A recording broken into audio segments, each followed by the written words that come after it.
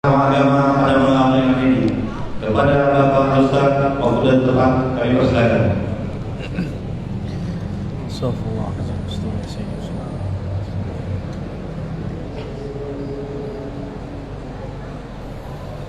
Assalamualaikum warahmatullahi wabarakatuh. Waalaikumsalam.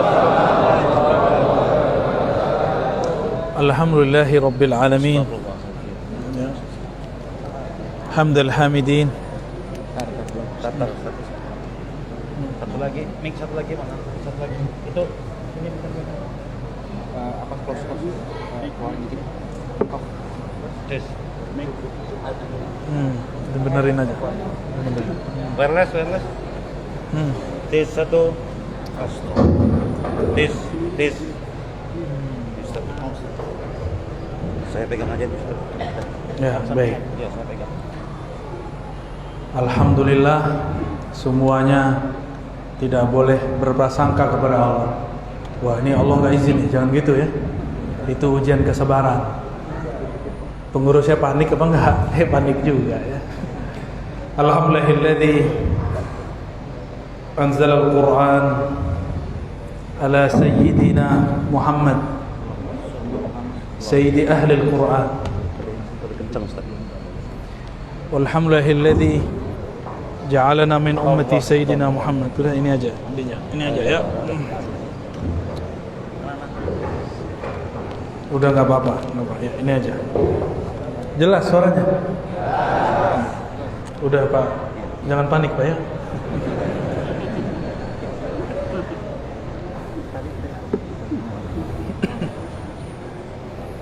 Asyhadu an la ilaha illallah wa asyhadu anna Muhammadan abduhu wa rasuluh.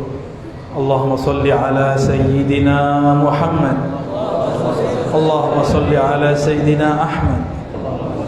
Allahumma salli ala sayyidina al-Mahdi wa ala alihi wa ashabihi wa li baitihi wa zurriyyatihi ajma'in. Amma ba'du. Para asatidz, para tuan guru, pengurus masjid, semoga dalam ridha Allah Subhanahu wa taala. Amin. Barusan saya dikasih buku oleh Dr. Iqbal. Masya Allah, jenggotnya sahih tak? Inta Azhari Al-Mandaili takharajta min Al-Azhar. Ajib.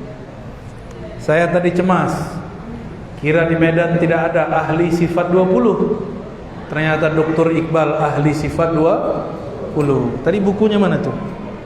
Ini bukan lagi jualannya, tapi saya menyarankan antum baca ini. Tapi kalau pusing, ngaji sama beliau ya. Yang penting ngajinya. Ya.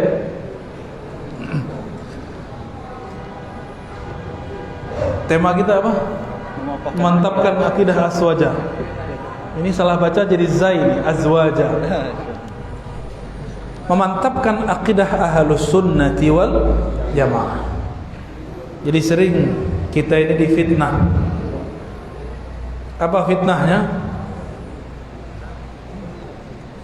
Ulama Wasliyah, ulama NU, ulama Muhammadiyah tidak ikut Rasulullah, cuma ikut Imam Asy'ari. Bahkan ketika kita bermazhab Syafi'i, apa kata dia? Jika Imam Syafi'i berbeda dengan Nabi, kita ikut Nabi. Itulah perkataan paling konyol yang pernah saya dengar di beberapa tahun ini. Katanya alim, katanya doktor juga, katanya tamatan luar negeri juga. Tapi apa kata dia? Jika Imam Syafi'i berbeda dengan Nabi, kita ikut Nabi. Coba antum bayangkan, Imam Syafi'i beda sama Nabi, mungkin nggak? Hah? Mungkin nggak? Yang semangat dong. Mungkin nggak Imam Syafi'i beda Nabi? Mungkin. Imam Syafi'i itu menuliskan manhajnya dalam kitab Ar-Risalah. Imam Asy'ari ikut Imam Syafi'i dalam bab fiqih, karena beliau berguru kepada imam-imam yang bersambung silsilah ilmunya kepada murid-murid Imam Syafi'i.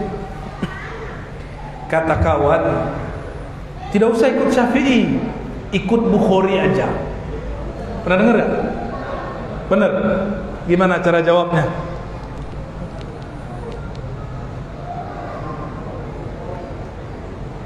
Imam Bukhari itu lahir tahun berapa? Imam Syafi'i wafat tahun berapa?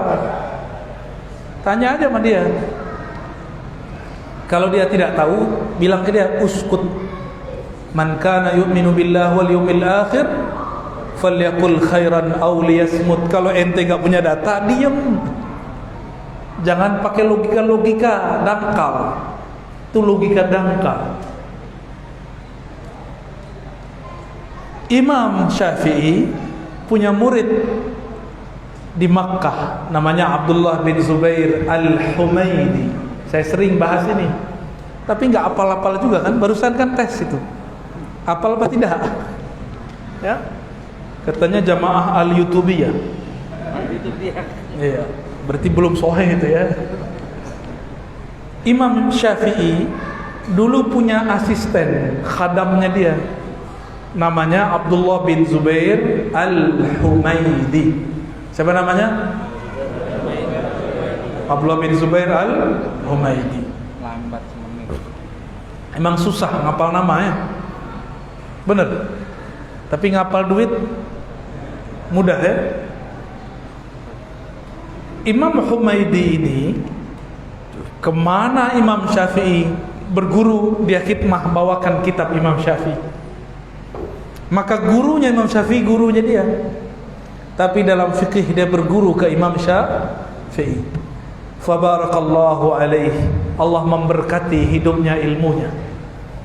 Imam penyusun Sahih Bukhari, kitab paling sahih setelah Al-Quran.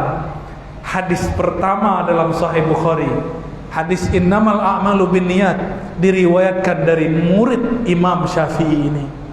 Karena berkah beliau berkhidmah kepada Imam Syafi'i. Apa kata Imam Bukhari? Wa bilai qala haddatsana Abdullah ibn Zubair Al-Humaidi qala haddatsana Sufyan qala ila akhir sanad. Jadi beliau menyebutkan, aku mendengar guruku Sufyan, guruku Humaidi berkata. Humaidi berkata, guruku Sufyan bin Uyainah, gurunya Imam Syafi'i. Waktu dulu diajak Humaidi ini belajar ke Imam Sufyan bin Uyainah. Jadi ulama dulu nggak ada gengsi bawa murid kepada gurunya, supaya satu tingkatan dengan muridnya, nggak malu. Kalau sekarang kan gengsi. Saya punya kawan, dia juga guru sanad. Saya tanya, kamu dapat sanad dari mana? Oh, dari Syanu. Boleh saya tanya di mana dia? Oh, nggak bisa. Itu anak-anak jadi ustad, ya. Jadi ustad tapi childish, mau jadi pemburu sanad tapi nggak mau berbagi, maka sanadnya segitu-gitu aja. Tapi kalau kita bilang, oh di sana, nanti Allah bukakan lagi sanad yang baru. Oh di sana, nanti dibukakan lagi sanad yang baru, ya. Jadi jangan pelit. Ini punya sanad kok pelit, belum tentu masuk surga juga ya. Jadi Imam Bukhari, pengarang Sahih Al-Bukhari, itu murid dari muridnya Imam Syafi'i. Gimana? Jadi masih ikut Imam Syafi'i enggak? Yakin? Siapa nama guru Imam Bukhari? Abdullah bin Zubair Al-Humaidi. Siapa nama gurunya? Syafi'i. Oke, dapat? Apa enggak? Insyaallah. Insyaallah.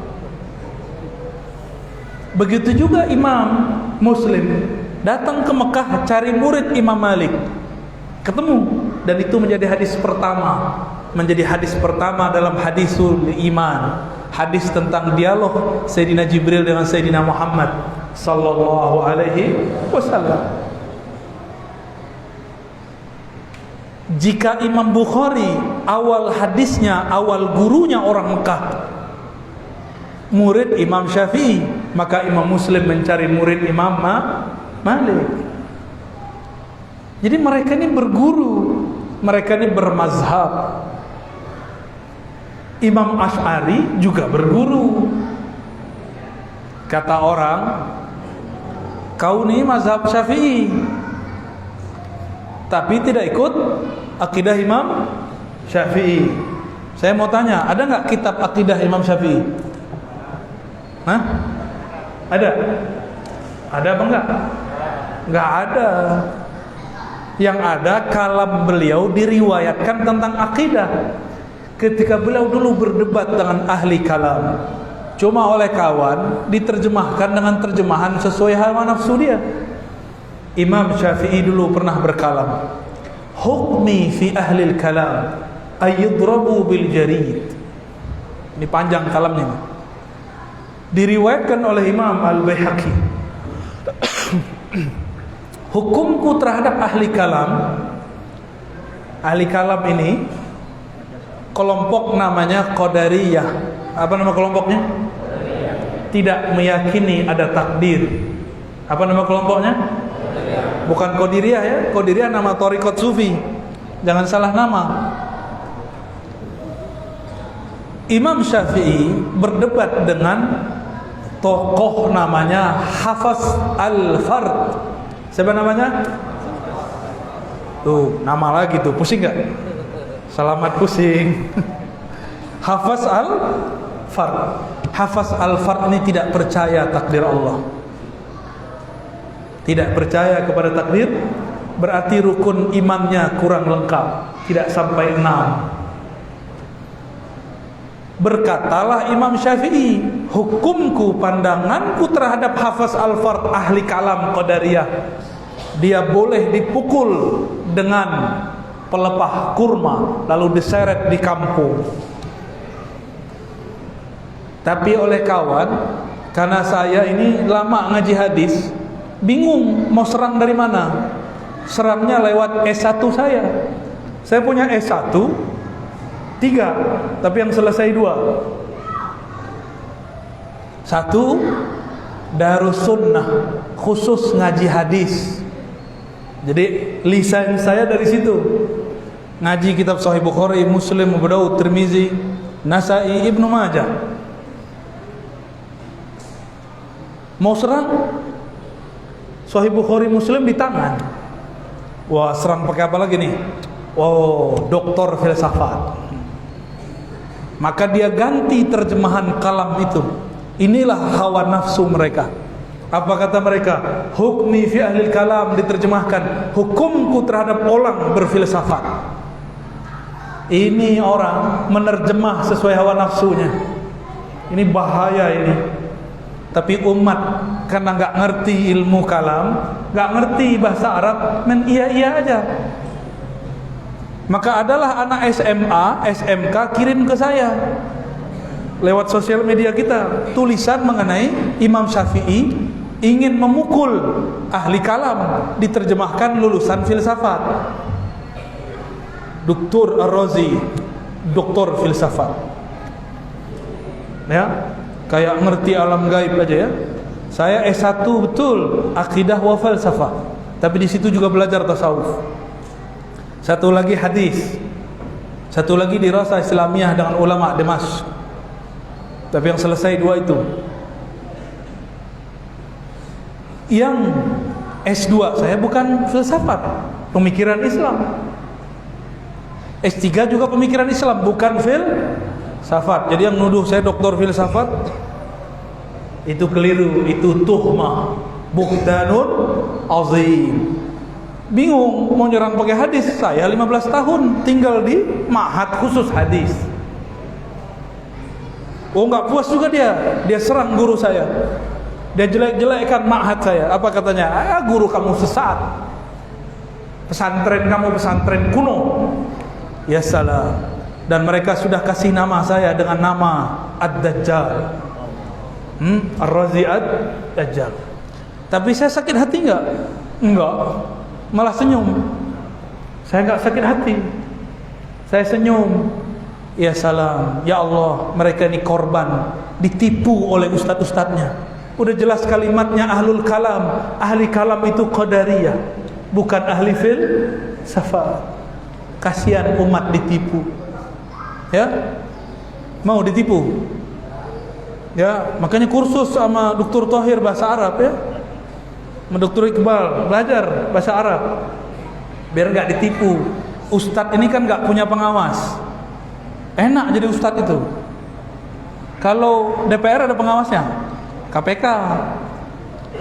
Kalau presiden, gubernur, wali kota, bupati ada pengawasnya, DPR. Ustadz siapa yang ngawasi? Gak ada. Allah, kalau dia bertuhan kepada Allah, aku udah bertuhan ke fulus. Kalau bertuhan ke jamaah, maka apa kata jamaah itu kata dia. Inilah fenomena ustadz takut jamaah, bukan ustadz takut istri, bukan. Kalau yang takut istri samping saya, depan saya juga, kiri saya juga. Allahumma sholli ala sayyidina Muhammad. Kalau ada imam berkalam, tidak boleh asal terjemah. Nerjemahnya ada ilmunya. Imam Syafi'i itu wafat 204. Beliau berbicara begitu waktu di Baghdad, sebelum ke Mesir, berarti sebelum tahun 200. Di saat itu di Baghdad sedang ramai akidah Qadariyah dan Mu'tazilah. Tuh, ramai. Imam Syafi'i waktu meninggalkan Baghdad, beliau punya sir. Dalam hatinya ada masuk ilham. Ini berbahaya. Maka beliau mengatakan, tidak aku tinggalkan di Baghdad orang yang paling bertakwa melebihi Ahmad bin Hanbal, Imam Hanbali. Sampai beliau dulu belum ada kota Kairo ya, masih disebut Mesir. Sampai di Mesir, Imam Syafi'i kemudian bermimpi bertemu Rasulullah SAW. Ini diriwayatkan dalam kitab Imam Ibn Asakir, riwayatnya muttasil dan sahih. Diulang kembali oleh Imam Subki. Apa kata Imam Syafi'i? Beliau tulis surat kepada Imam Ahmad. Wahai Abu Abdullah Ahmad bin Hanbal, Imam Hanbali, terimalah salam dari Rasulullah sallallahu alaihi wasallam. Rasulullah berpesan kepadaku, sampaikan kepada engkau hai Ahmad, isbir ala fitnatil Quran. Hati-hatilah terhadap isu kelompok Qadariyah Mu'tazilah mengenai Al-Quran disebut makhluk, takdir ditolak, semua itu. Imam Syafi'i wafat tahun 204, surat sampai kepada Imam Ahmad tahun 218 Hijriah. Al-Ma'mun berganti akidah dari Ahlussunnah ke Syiah, lalu menjadi Qadariyah Mu'tazilah. Maka dia penjarakan Imam Ahmad bin Hanbal karena tidak mau mengikuti akidah Mu'tazilah. Maka ini teguran buat doktor-doktor di kampus. Jangan sok-sokan lah. Kalau nggak mengerti Mu'tazilah, nggak pernah baca kitabnya, jangan bilang Mu'tazilah ini ahli akal. Belum tentu. Saya khatam baca kitab Syarah Ushulul Khamsah karya Mu'tazilah, dan saya ajarkan dulu di waktu S1. Di situ kita kritik, ternyata mereka bukanlah benar-benar memanfaatkan akalnya. Itu cuma penafsiran aja. Mu'tazilah baru muncul filsafat. Jadi kelompok filsafat baru muncul setelah Imam Syafi'i. Jadi ketika Imam Syafi'i mengatakan hukumku terhadap ahli kalam tidak boleh dipalsukan, tidak boleh diterjemahkan menjadi ahli filsafat, gitu ya. Akidah Imam Syafi'i ini dipertahankan oleh Imam Ahmad. Bedanya Imam Ahmad tidak berdebat, Imam Syafi'i pernah berdebat. Kalah Hafaz Al-Fath. Lalu Imam Ahmad punya murid dan punya kawan. Nama kawannya Al-Karabisi, Husain Al-Karabisi. Imam Husain Al-Karabisi ini dia mengambil sikap Imam Syafi'i berdebat. Dia dulu sering tinggal di rumah Imam Syafi'i, Imam Karabisi. Jadi Imam Karabisi ini punya murid nanti. Begitu juga Imam Ahmad punya murid nanti, sama, namanya Zakaria As-Saji. Dari beliaulah kemudian turun ke Imam Abul Hasan Al-Asy'ari. Maka akidah Ahlus Sunnah yang diriwayatkan Imam Asy'ari bersambung kepada 3 imam sekaligus. Imam Ahmad, lalu gurunya Imam Ahmad Syafi'i, lalu gurunya Syafi'i Imam Malik. Bersambung, bahkan bersambung kepada Imam Sufyan bin Uyainah, Sufyan Ats-Tsauri, Ibnul Mubarak, dan imam-imam yang lain yang mungkin kalau disebut namanya jenggot antum bisa rontok, ya. Jadi akidah Asy'ari itu bukan akidah buatan Imam Asy'ari. Imam Asy'ari hanya meriwayatkan akidah Imam Ahmad. Imam Ahmad hanya mengajarkan akidah Imam Syafi'i. Bismillah.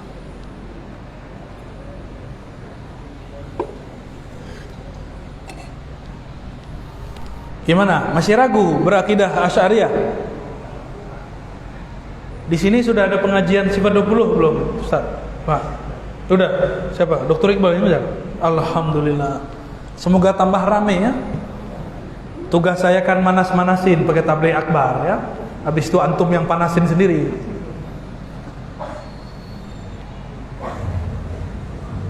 Ahlus sunnah itu tauhidnya diriwayatkan oleh dua golongan ulama.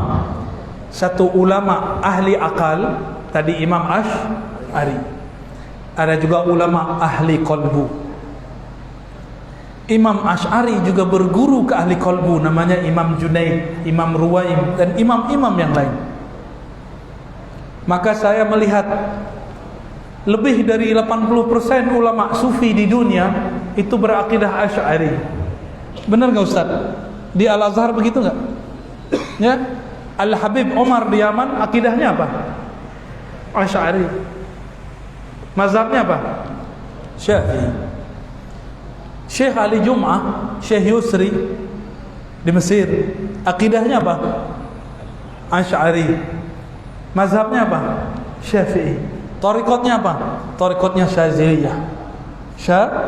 Syaziliyah. Mereka juga berthariqah. Syekh Ali Jum'ah juga berthariqah Qadiriyah, juga berthariqah Naqsyabandiyah. Lalu beliau membuat thariqah sendiri, thariqah Siddiqiyah Aliyah.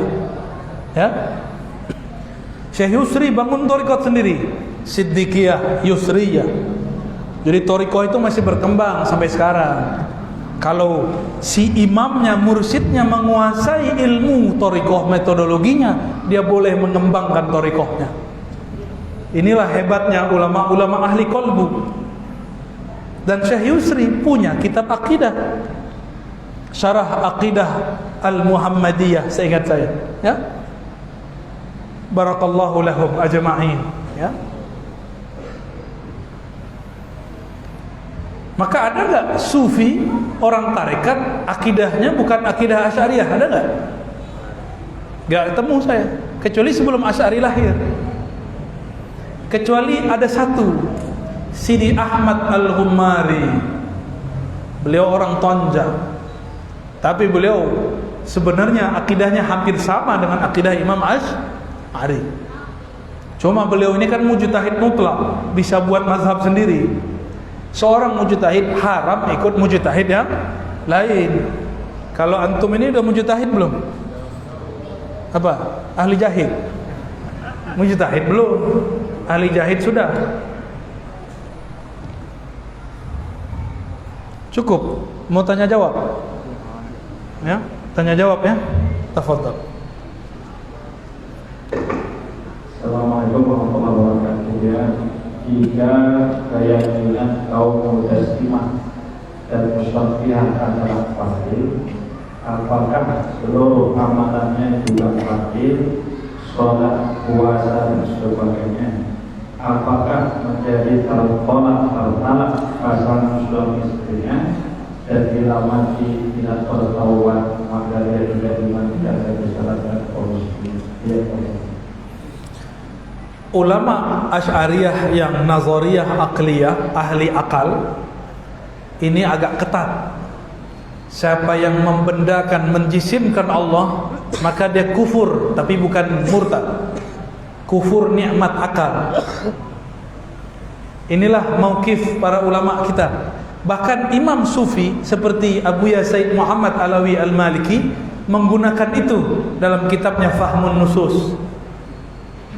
Siapa yang membayangkan Allah itu dengan sifat-sifat benda, berada di suatu tempat, berpindah-pindah, maka dia telah menyembah berhala. Begitu perkataan Abu Said Muhammad Alawi Al-Maliki. Itu beliau udah marah itu ya. Dulu masih mau mencari titik temu dengan kelompok yang tadi itu. Tapi lama-lama beliau sudah tidak tahan karena dianggap tauhid oleh kelompok yang tadi antum sebut itu. Lalu saya gimana? Saya dalam bab akliyah ikut beliau, tapi bab secara rohani saya dapat satu hadis dalam Sahih Muslim. Di Sahih Muslim, Allah Subhanahu wa taala pada hari kiamat jaa ila qaumin, datang kepada suatu kaum bi suratil lati la ya'rifunaha, dengan surah, dengan tajalli, manifestasi yang mereka tidak pernah lihat, yang mereka tidak kenal. Lalu Allah yang tadi menjelma itu mengatakan, ana rabbukum, aku Rabb kalian. Apa kata kelompok ini? Kamu bukan Tuhan kami. Lasta bi rabbina, kamu bukan Tuhan kami. Lalu datang Allah bi suratil lati ya'rifunaha. Allah datang dengan formulasi bentuk yang mereka kenal. Ini namanya tajalli. Allah memantulkan sifatnya. Karena Allah tidak bersurah, tidak berbentuk. Allah Maha Suci dari bentuk. Berarti ada hadis. Cuma dari jarak antara dia menunggu Allah datang pertama dengan Allah datang kedua, itu jaraknya ribuan tahun. Mereka tertahan di padang mahsyar. Jadi mereka masih dapat posisi. Itulah posisinya. Beda dengan orang-orang al-mutahabbina fillah, yang saling mencintai dengan dalam ruhullah. Dalam hadis Abu Daud, al-mutahabbina bi ruhillah, yang saling mencintai dalam ruhnya Allah, dengan ruhnya Allah. Mereka ini belum dihisab, belum ditimbang, sudah dijemput oleh Rasulullah sallallahu alaihi wasallam. Tidak perlu dihisab, tidak perlu diazab. Mereka lah para wali-wali Allah. Dan kebanyakan wali ini sufi. Ahli fikih yang sufi itu wali. Jarang sekali ahli fikih itu sufi. Bahkan sekelas Imam Syafi'i dituduh benci sufi. Benar enggak? Benar. Mereka riwayatkan lagi kata-kata Imam Syafi'i di kitab Al-Baihaqi, tapi penjelasan Imam Baihaqi mereka tidak kutip. Mereka berkhianat kepada Imam Al-Baihaqi dan Imam Syafi'i. Kata mereka, Imam Syafi'i berkata, sufi itu jahulun kasulun, jahil sangat jahilnya, malas sangat pemalasnya. Kata siapa? Imam Syafi'i. Itu kata mereka. Giliran cocok sama nafsunya diambil kalam Imam Syafi'i. Padahal tadi dia ngomong, kalau Imam Syafi'i beda sama Nabi, jangan ikut Syafi'i, ikut Nabi. Sekarang cocok dengan nafsunya, maka dia ambil kalam Imam Syafi'i. Dia lupakan ada kitab Diwanus Syafi'i, bahwa Imam Syafi'i mengatakan, jadilah kamu faqihan sufian, faqih yang sufi. Dia lupakan riwayat Kusyairi, supaya Imam Ahmad jangan uji-uji seorang sufi. Pingsan Imam Ahmad habis menguji seorang sufi. Dia lupakan riwayat-riwayat yang tidak sesuai dengan nafsu mereka. Afara'aita man ittakhadha ilahahu hawa. Apakah engkau melihat orang yang menjadikan Tuhannya adalah hawa nafsunya? Cocok sama nafsunya diambil. Nauzubillah min zalik. Imam Kusyairi akidahnya Asy'ari, nulis kitab Risalah Kusyairiyah, ditulis di situ akidah gurunya Asy'ari, namanya Imam Junaid. Apa kata Imam Junaid? At-tauhid ifradul kinani 'anil hudus. Tauhid itu engkau mampu membedakan antara yang qadim, dan yang diciptakan. Allah itu qadim, sedangkan alam semesta termasuk aras, termasuk kursi, termasuk langit dan bumi, itu semua dicipta. Engkau mampu mengesahkan Allah. Allah tidak butuh aras, araslah yang butuh Allah. Gitu ya. Ada lagi? Kemudian bagaimana caranya kita bisa mendapatkan seorang mursyid secara jalur rohani? Mendapatkan mursyid rohani, ruh itu adalah kiblatnya kolbu. Kebanyakan mursyid melatih kolbu dan nafsiyah. Jadi ada mursyid itu ada 5 mursyid. Guru, mursyid jasadiyah, guru jasad, guru silat, guru fitness, itu guru jasad tuh. Guru baris berbaris, guru apa? Mursyid jasad. Ada mursyid akal. Nah ini nih para dakatir ini, dokter ini mursyid akal. Akal itu dia butuh dalil. Mana dalilnya? Mereka ini jago dalil ini. Itu udah pindah-pindah ke jenggotnya dalilnya itu. Ya? Ada mursyid nafsiyah, jiwa. Ada mursyid nafsiyah. Nafsiyah ini biasanya dia ahli mengolah jiwa. Ini terbagi 2. Ada yang kebatinan, ada yang keislaman. Kalau kebatinan nanti jadi prana aura. Tahu? Itu silat-silat kebatinan. Baca prana orang ya. Gak usah tembak-tembak lah orang lagi dengan prana kita, ntar terpana ya. Terus ada versi keislaman. Inilah 40 thariqah yang dimu'tabarkan di Indonesia. Nafsiyah ini dia juga punya titik-titik rohani dan warna-warna latifah. Mirip dengan prana tapi berbeda. Ya. Tapi itu baru sampai di nafsiyah, jiwa. Maka kalau ada orang zikir pakai nafsiyahnya, belum tentu nafsiyahnya tunduk. Maka jangan heran kalau ngeliat mursyid suka marah-marah. Ya, jangan heran ngeliat orang-orang tarekat ngamuk-ngamuk di jalan. Itu karena apa? Karena nafsiyah dia belum terlatih. Pernah ketemu nggak doktor psikolog, doktor di kampus, doktor akidah, doktor filsafat, tapi galau? Pernah ketemu nggak? Stres, pernah ketemu nggak? Dia doktor akal, memahami apa aja pakai akal, dia stres lah. Corona nggak bisa dipahami dengan akal, ya, harus pakai kolbu, biar hilang bebannya. Kalau pakai akal panik, ya, panik nggak? Panik. Ada mursyid qalbiyah. Ini mursyid tadi dia sudah berhasil mengalahkan jiwanya dengan puasa, dengan zikir, dengan suluk, dengan khalwat. Tidak semua orang suluk berhasil. Makanya mursyid-mursyid ini kalau hobinya talqin, yang ditalkinnya pejabat jadi bahan cerita.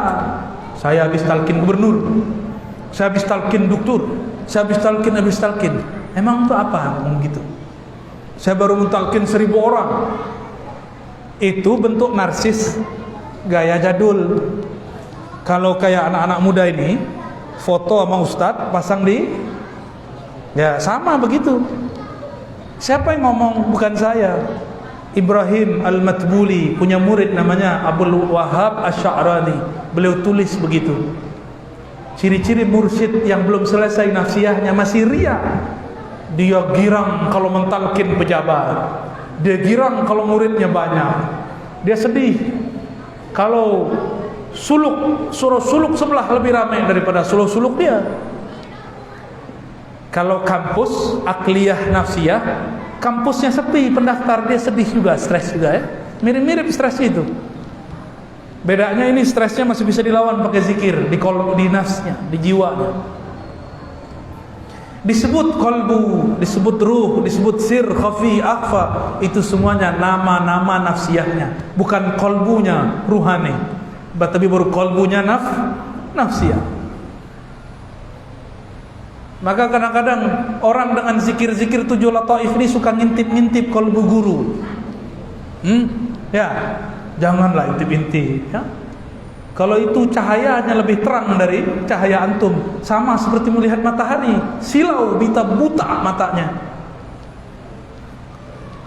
Kalau kita ini berniat jadi murid, jangan intip-intip lah mursyid. Ya, kecuali Allah kasih unjuk, Allah perlihatkan mukasyafah, itu lain. Ini ciri-ciri mukasyafah dari Allah. Allah yang bukakan tanpa diminta. Ciri-ciri mukasyafah nafsiyah berasal dari waswas syaitania. Kita lihat-lihat, lihat satu-satu. Sudahlah. Mau sampai kapan antum begitu? Ya, banyak yang begitu. Saya kemana-mana jalan Pak, dicoba-coba sama orang, coba dilirik-lirik. Sudahlah, cukup husnuzon kepada orang. Ya, husnuzon kepada orang. Kalau kita husnuzon, nurnya pindah kepada kita, nurnya mengalir kepada kita. Oke, sama itu yang pakai prana-prana, aura-aura, sama itu. Tapi kalau mursyid qalbiyah, dia sudah sampai pada maqam ihsan yang nomor 2. Fa illam takun tarah fa innahu yarah. Jika engkau tidak merasa memandang Allah, maka yakinilah Allah sedang memandangmu, menatapmu. Itu orang sudah jadi wali Allah. Jadi siapa yang berhak jadi mursyid, minimal dia masuk ke alam qalbiyah. Jadi jangan buru-buru juga ngangkat khalifah, ya, ngangkat wakal talqin. Sampai dulu dia ke makom qalbiyahnya, dia merasa dipandang oleh Allah, bukan merasa dipandang murid. Ini antum mandang saya, siapa yang gerakin? Allah. Maka saat itu Allah mandang saya. Namanya pandang wajhur rububiyah. Jika Allah langsung memandang tanpa lewat makhluknya, disebut wajhul uluhiyah, memandang dengan ahad zatnya. Oh, itu panjang lagi ceritanya itu ya. Cukuplah. Ini satu lagi masalah sholat. Mengapa sholat kita, ibadah kita tidak terasa nikmat, padahal dalam sholat itu hakikatnya kita menghadap bertemu dengan Allah. Sholat kok nggak nikmat? Lagi makan apa? Kalau di Medan yang paling enak apa?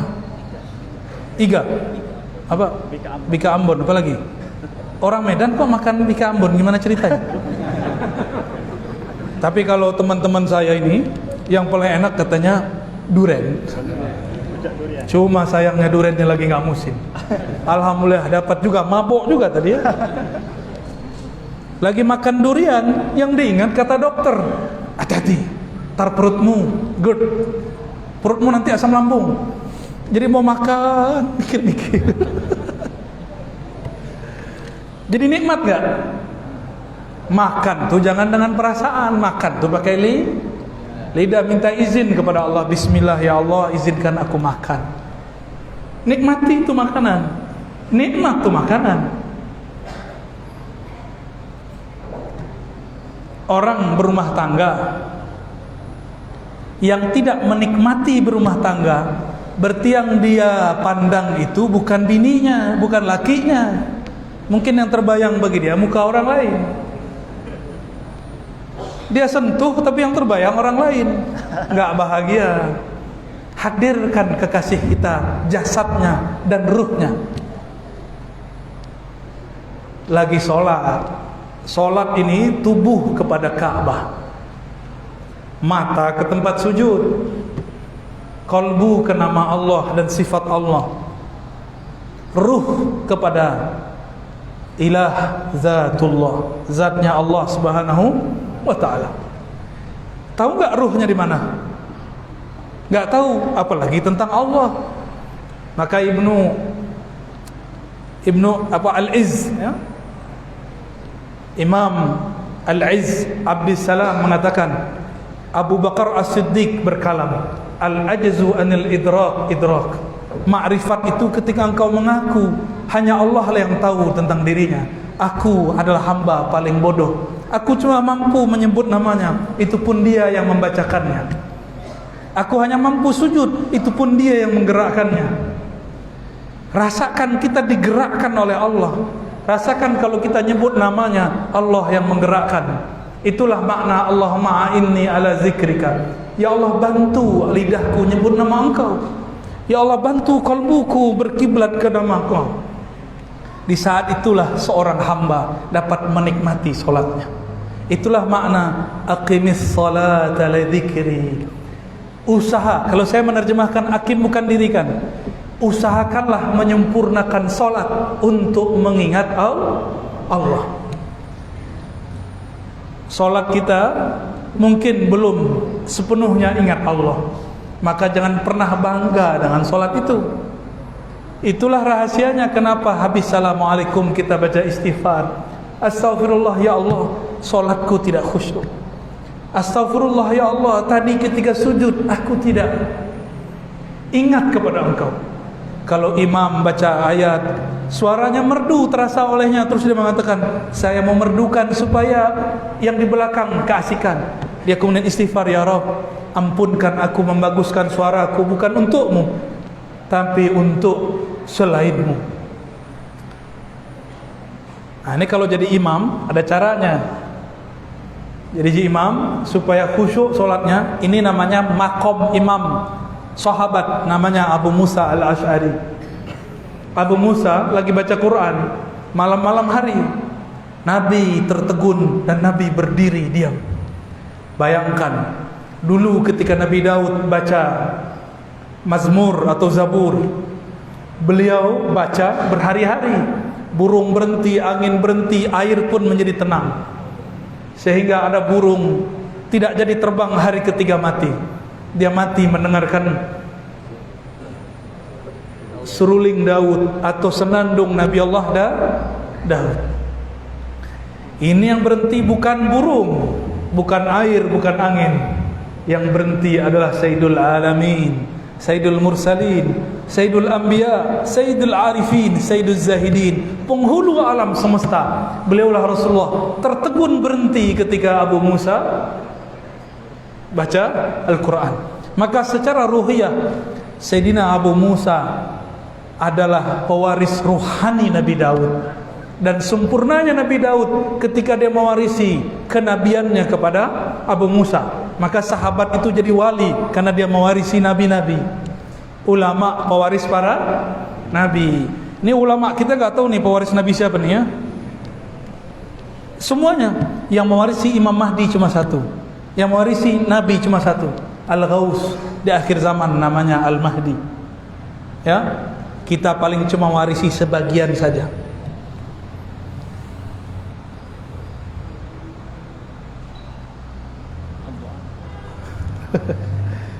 Cukup ya?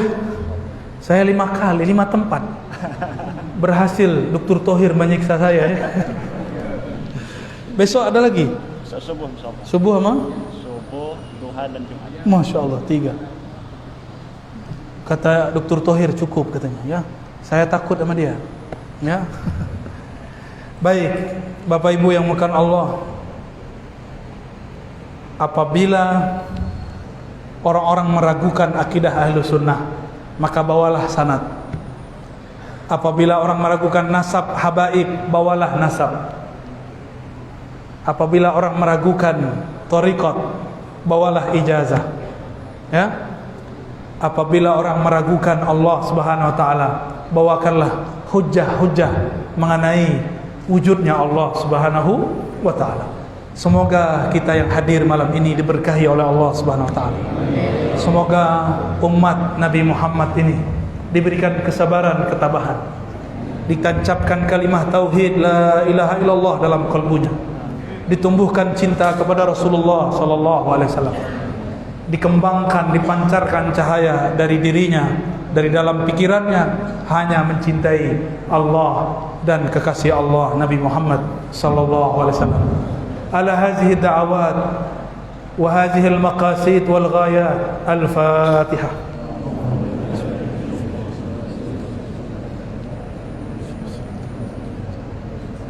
Wal maghdubi alaihim waladdallin. Amin. Alhamdulillahirabbil alamin. Mohon maaf tidak usah salaman ya. Cukup